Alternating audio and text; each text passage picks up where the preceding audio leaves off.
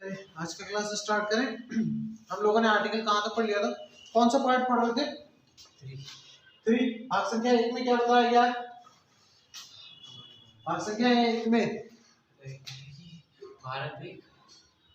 भाग संख्या 1 में संघ और राज्य क्षेत्र के बारे में, स्टेट एंड यूनियन टेरिटरी के बारे में, ठीक है, बताया गया है। और दूसरे में भाग संख्या 2 में सिटीजनशिप के बारे में, नागरिकता के बारे में। तीसरे में फंडामेंटल राइट्स के बारे में बताया गया, मूल अधिकार के बारे में बताया गया। इसमें कितने से कितने तक आर्टिकल है?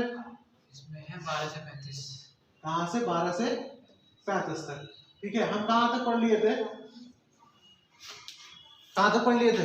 आर्टिकल नंबर 17 तक, ठीक है। एक बार क्विक रिवीजन करेंगे। आर्टिकल नंबर 12 में परिभाषा, 13 में अल्पीकरण, ठीक है, 14 में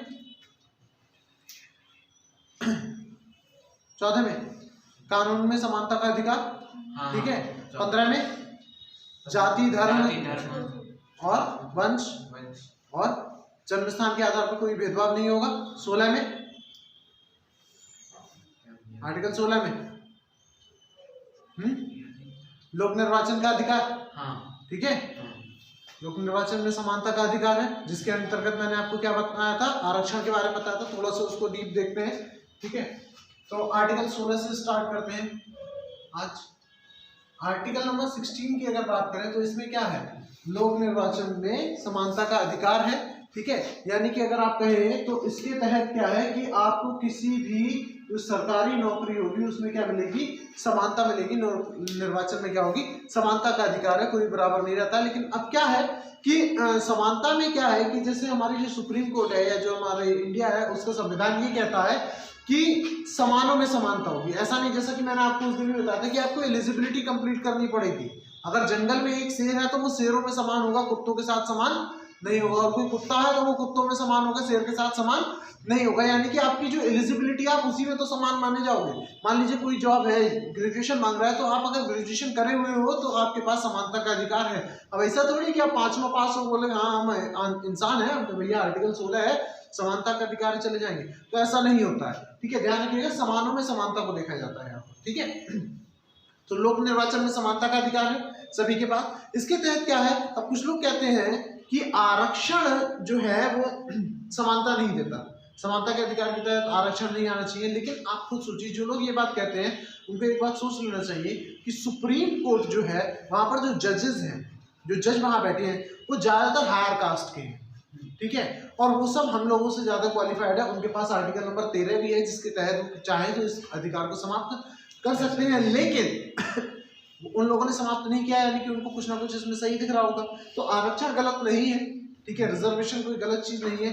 बस क्या है कि पहले के टाइम में लोगों को बहुत पीछे धकेला जाता था, खासकर SC ST वालों को, तो इसीलिए उनको क्या दिया गया? आरक्षण दिया गया, ताकि वो भी समान रह सके। और आरक्षण का ध्यान रखना, आरक्षण कितने प्रकार के लोगों को मिल सकता है?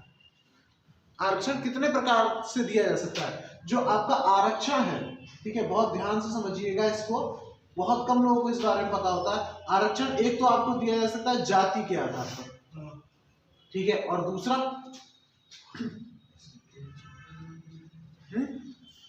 दूसरा आरक्षण आता है भाषा के आधार पर। जी, क्या धर्म के आधार पर आरक्षण दिया जा सकता है?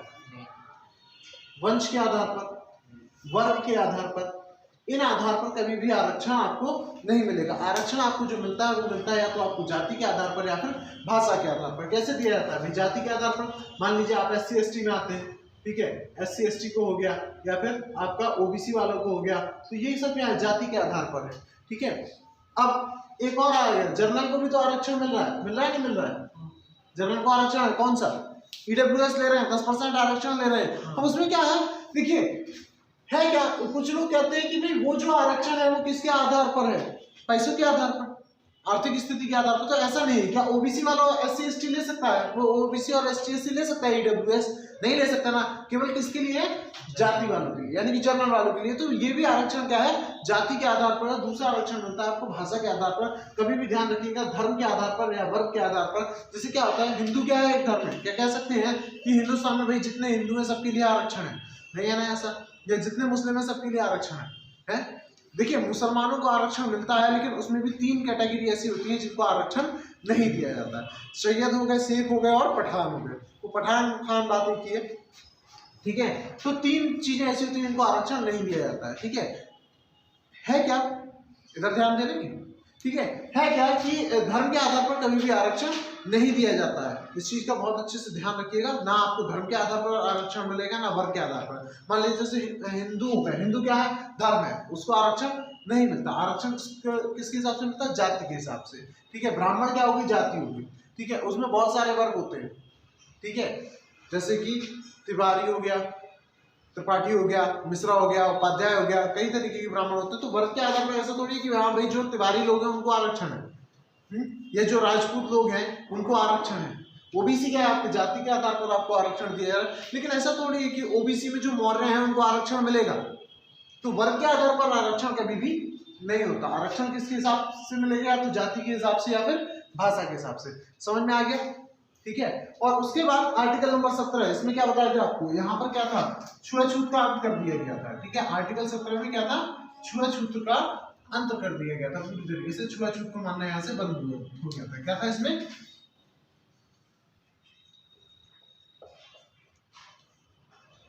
छुआछूत का अंत हो गया था, ठीक है।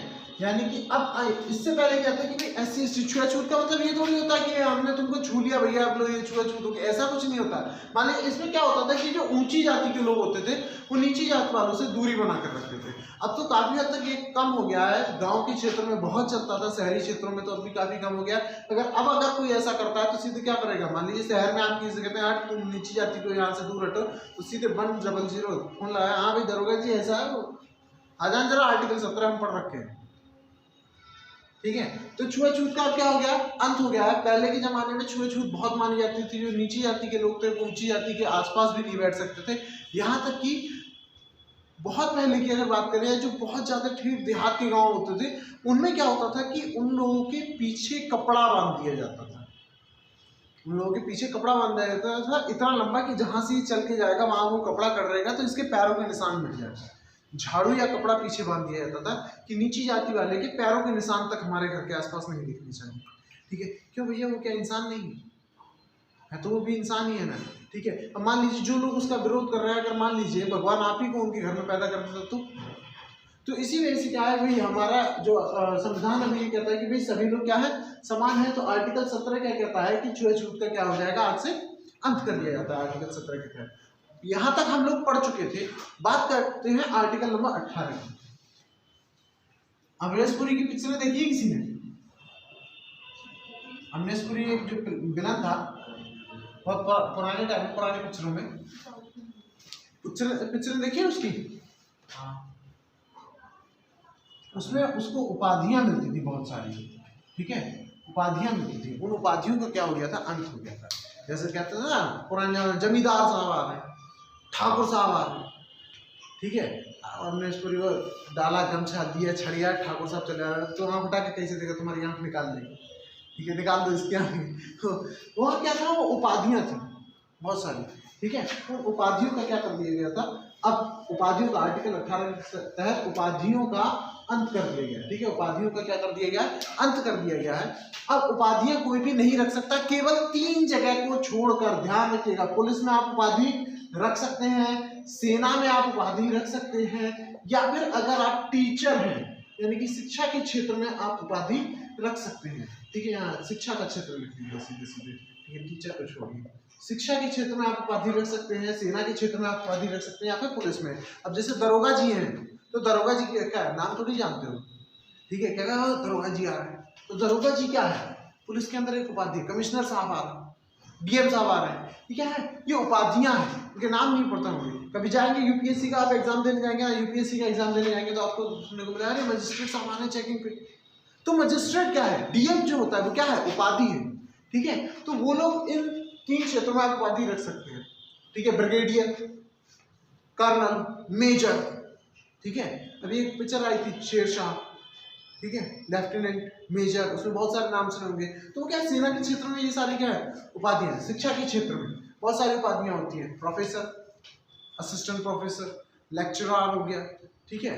तो ये क्या है, डॉक्टरेट लगते हैं, ठीक है, इंजीनियर, ठीक है। इंजीनियर्स के पास तो 2-2 उपाधियां होती हैं। ER लगा दो नाम से पहले इंजीनियर हो गए, BR लगा दो नाम के बाद बेरोजगार हो गए, दोनों उपाधि में घूमते हो तो, ठीक है। तो क्या होता है कि शिक्षा के क्षेत्र में आप उपाधियां ले सकते हैं। मतलब अब जो उपाधियां वो ऐसी हैं कि भाई आपके ऊपर डिपेंड करता है। पहले क्या था कि भाई जो जमींदार है वही जमींदार रहेगा, उनके पोते जमींदार हैं, नाती जमींदार हो जाएंगे, ठीक है। तो वो एक पीढ़ी से दूसरी पीढ़ी में ट्रांसफर होती थी, ये ट्रांसफर नहीं होती, ठीक है। औरतों को यहाँ बड़ा फायदा होता है, औरतों को बहुत फायदा होता है इन चीजों को, ठीक है। मान लीजिए अब कोई शिक्षक है, ठीक है, उसकी बहू अपने आप, अगर कोई मास्टर है तो बहू अपने आप मास्टर नहीं होगा, ठीक है, बिना कुछ करे उपाधि मिल जाती है, ठीक है। कोई नेता है तो क्या होगी, नेताएं होगी, ठीक है। तो ठाकुर है तो ठकराएं होगी। तो क्या होता है यहाँ पर औरतों को बहुत ज्यादा फायदा होता है, ठीक है। लेकिन मेनली ध्यान रखिएगा आर्टिकल 18 में उपाधियों का अंत कर दिया गया है, केवल आप पुलिस में, सेना में या फिर शिक्षा के क्षेत्र में, ये 3 क्षेत्र ऐसे हैं जहां पर आप उपाधि रख सकते हैं। ये हो गया आर्टिकल नंबर 18 तक। आर्टिकल नंबर 19 बहुत ही इंपॉर्टेंट आर्टिकल है। देखिए मैं आपको पहले भी बता चुका था कि आर्टिकल नंबर कहां से कहां तक समानता का अधिकार है। आर्टिकल नंबर 14 से लेके 18 तक समानता का अधिकार है। 19 से हमारा शुरू होता है स्वतंत्रता का अधिकार, ठीक है। अब 19 में हमको पहले जो थी वो 6 प्रकार की स्वतंत्रता थी, ठीक है। कितने प्रकार की स्वतंत्रता थी? 6 प्रकार। अब वो स्वतंत्रता 6 प्रकार की जगह रह गई है हमारे पास 5 प्रकार की, ठीक है। शॉर्ट ट्रिक बताएंगे, शॉर्ट ट्रिक से याद रखिएगा। आर्टिकल नंबर 19 में कितने प्रकार की स्वतंत्रता थी और कितने प्रकार की रह गई? कितने प्रकार की थी? कितनी? 6। और कितनी रह गई है? 5, ठीक है। कितने प्रकार की रह गई है? 5 प्रकार की। तो ध्यान से सुनिएगा जरा उसको। आर्टिकल नंबर 19 देखते हैं यहां से। आर्टिकल नंबर 19, पहले इसकी एक शॉर्ट ट्रिक सीख लिया गया। ये उस चीज के लिए है जो 5 प्रकार की स्वतंत्रताएं इस टाइम हमारे पास है। बा, सम, संघ, संच, नी, कार, ठीक है। बा का मतलब बोलने की स्वतंत्रता। पहली प्रकार की स्वतंत्रता समझिएगा। पहला प्रकार का जो स्वतंत्रता है वो कौन सी है आपकी? बोलने की स्वतंत्रता। पहली कौन सी है? बोलने की। देखो यहाँ पर बोलने से मतलब ऐसा नहीं है कि केवल बोलना ही आएगा, ठीक है। बोलने की स्वतंत्रता में आपको यहाँ पर लिखा गया है बोलने की स्वतंत्रता। वैसे इसको आप कहते हैं अभिव्यक्ति। अभिव्यक्ति का मतलब होता है एक्सप्लेनेशन, ठीक है। अभिव्यक्ति की स्वतंत्रता है, यानी कि आप अपनी चीजों को एक्सप्लेन कर सकते हो। अभिव्यक्ति की यहाँ पर आपको स्वतंत्रता दी गई है। पहली बार बात का मतलब बोलने की स्वतंत्रता है, यानी कि अभिव्यक्ति की स्वतंत्रता है। कुछ चीजें होती हैं जिनको आपको बोलने की जरूरत नहीं है, ठीक है। जैसे अगर आप एग्जाम में बैठे हो, आपको अपने दोस्त से क्वेश्चन पूछना है तो बोल के थोड़ा पूछा, हाँ भाई दूसरे वाले का आंसर बताना है, क्या होता है भाई? आपकी बात समझ में आ गई ना? कोई पूछता कैसे हो, बात समझ में आ गया, ठीक है। तो यानी कि आप कैसे भी अपनी चीजों को अभिव्यक्त कर सकते हो। मान लीजिए एक जगह मैच हो रहा है, ठीक है, इंडिया पाकिस्तान का मैच चल रहा है और पूरे उसमें इंडिया के झंडे लहराए जा रहे हैं, सब इंडिया वाले खुश हैं, पाकिस्तान वाले उदास हैं। तो मतलब क्या है? इंडिया जीत गई। तो क्या बोला? कोई कुछ अभिव्यक्त हो गया ना, समझ में आ गया, ठीक है। किसी नेताजी का पुतला मतलब फूंका जा रहा है, ठीक है, किसी व्यक्ति का पुतला फूंका जा रहा है, तो क्या है? क्या हम उसका समर्थन कर रहे हैं? विरोध कर रहे हैं? बोले तो नहीं, प्रकट हो गया। कोई नेताजी आ रहे हैं, काले झंडे लहरा दिए, ठीक है, क्या कर रहे हैं? समर्थन या विरोध कर रहे हैं। मतलब ऐसा नहीं है कि आपको बोल के ही समझाना है, आपकी बात अभिव्यक्त हो जानी चाहिए, आपकी बात एक्सप्लेन हो जानी चाहिए। तो इस चीज की आपको स्वतंत्रता है, ठीक है, अभिव्यक्ति की स्वतंत्रता, पहली बात, ठीक है। दूसरा पॉइंट आता है आपका, दूसरा क्या बताया था हमने? सम का मतलब जानते हैं? सम्मेलन करने की स्वतंत्रता है आपके पास, ठीक है। किस चीज की स्वतंत्रता है? सम्मेलन करने की, या फिर आप इसको कह सकते हैं कि आपके पास सभा करने की स्वतंत्रता है, ठीक है। आप कहीं भी सभा लगा सकते हैं, लेकिन इसमें कोई भी हथियार नहीं होना चाहिए आपके पास, कोई भी हथियार नहीं होना चाहिए सॉरी, ठीक है। सभा कर सकते हो, सम्मेलन कर सकते हो, शांतिपूर्ण सम्मेलन कर सकते हो, लेकिन कोई भी हथियार आपके पास नहीं होना चाहिए। हथियार के साथ भी आप सम्मेलन कर सकते हो, लेकिन उसके लिए पहले आपको पुलिस से परमिशन लेनी पड़ेगी, ठीक है। अगर आपको हथियार के साथ सम्मेलन करना है तो आपको क्या करना पड़ेगा? पुलिस से परमिशन लेनी पड़ेगी। अगर आप शांतिपूर्ण सम्मेलन करना चाहते हैं, आप सभा लगाना चाहते हैं, आप आराम से लगा सकते हैं। फॉर एग्जांपल डेली हम लोगों का यहाँ पर क्लास चलता है, अब हम कहते हैं कि भाई ठीक है ऐसा है कि 6 दिन पढ़ने आते हो, साथ में नाव बैठते हैं, एक सभा लगाते हैं, तो क्या हमको किसी से अनुमति थोड़ी लेनी है? और हम क्या हाँ यहाँ तोप के गोले रखेंगे और हथियार रखे सभा लगाएंगे तो फिर पुलिस से अनुमति लेनी पड़ेगी। तो आपके पास बोलने का अधिकार है, अपनी बात को आप अभिव्यक्त कर सकते हो।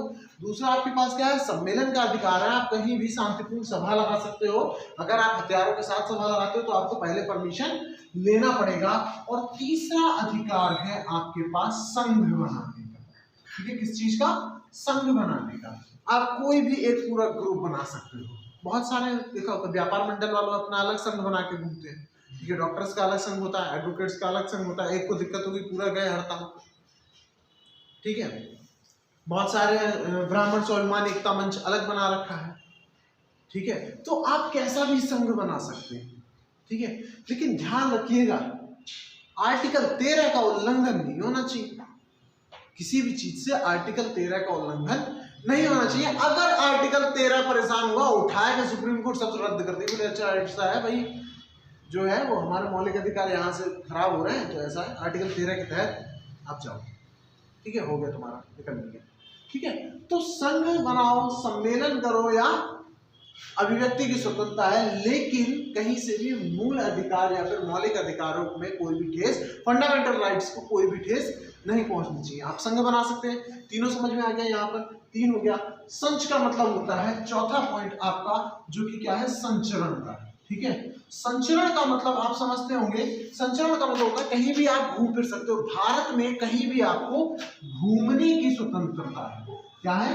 घूमने की स्वतंत्रता है।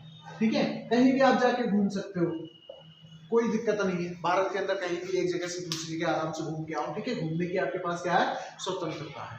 ठीक है, अरे घूमने हो गया यार, देखते रहा करो थोड़ा बहुत।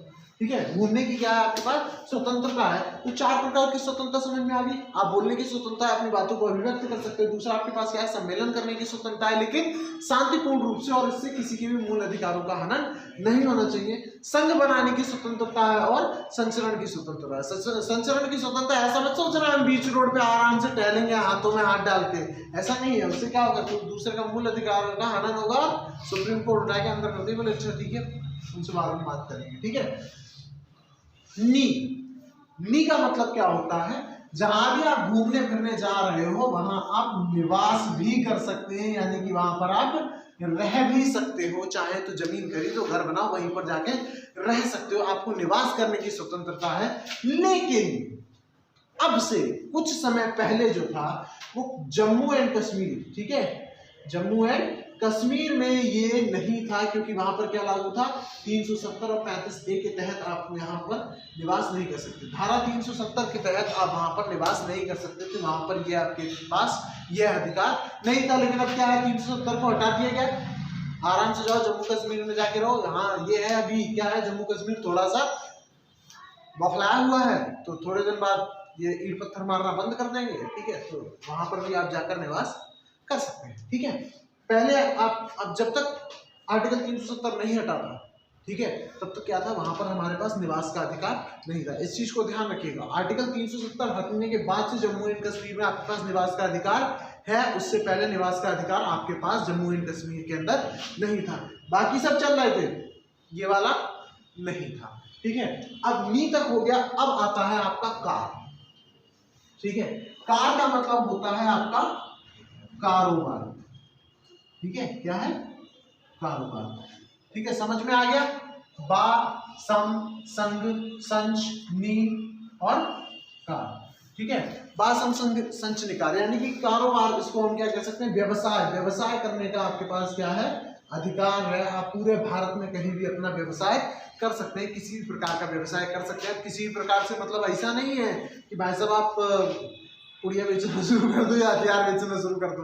ठीक है, बेच सकते हो, उसको भी क्या होगा, आपको ऑथराइज करना पड़ेगा अपने आप को।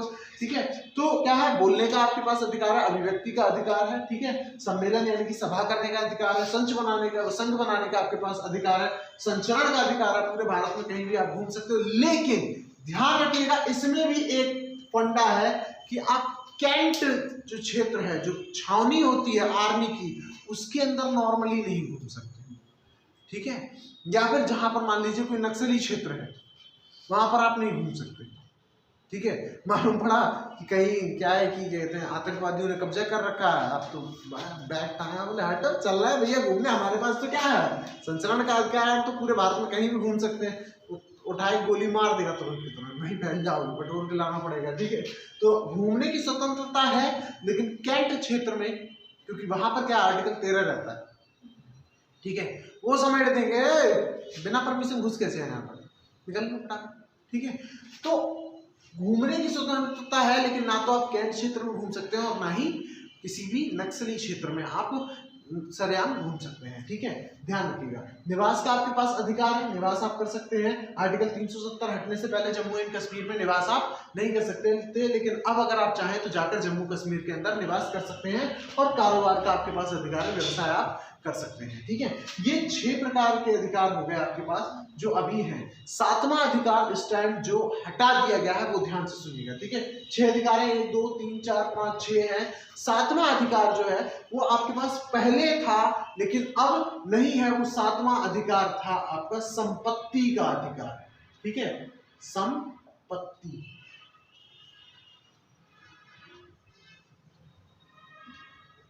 संपत्ति का अधिकार था आपके पास, ठीक है। संपत्ति का अधिकार का मतलब ये संपत्ति कौन सी थी, देखिए 2 जगह है, एक आर्टिकल 19 में संपत्ति का अधिकार बताया गया है, एक आर्टिकल नंबर 31 में 31 जब हम पढ़ेंगे, आर्टिकल नंबर 31 है तो उसमें भी आपका संपत्ति का अधिकार बताया गया, 19 में और 31 में संपत्ति का अधिकार बताया गया। यहाँ जो संपत्ति है ये क्या है, ये आपने परचेज करी है, खरीदी हुई है, इस संपत्ति के लिए आपको कागज दिखाना पड़ेगा, कागज आपके पास है आप रख सकते हैं, ठीक है। लेकिन अब ये अधिकार जो आपका अभी तक मूल अधिकार था, अब इसको हमने बना दिया कानूनी अधिकार। कैसा अधिकार हो गया ये, कानूनी अधिकार है। जो संपत्ति का अधिकार है वो कैसा अधिकार हो गया वो आपका कानूनी अधिकार है। मतलब कि आपके पास संपत्ति है, आप अपनी संपत्ति रखो, कानून चाहे तो आपसे ले सकता है और आप उसको मना नहीं कर सकते।